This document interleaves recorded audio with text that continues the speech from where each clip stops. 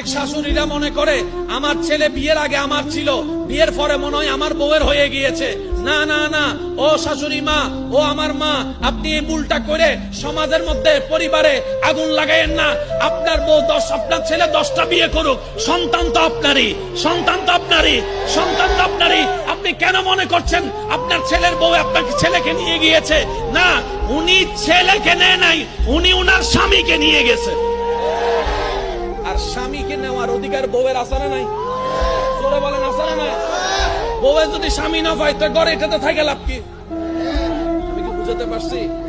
ইসলামের সবকিছুর সমাধান, জোরে বলেন ইসলামের সবকিছুর সমাধান।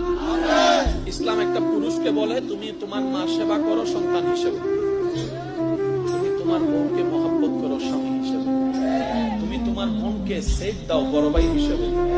আরেকটু জোরে বলেন, তুমি তোমার ছোট ভাইকে সাপোর্ট দাও বড় ভাই হিসেবে মাথায় হাত রেখে। সবকিছু দায়িত্ব কি এক না আলাদা আলাদা?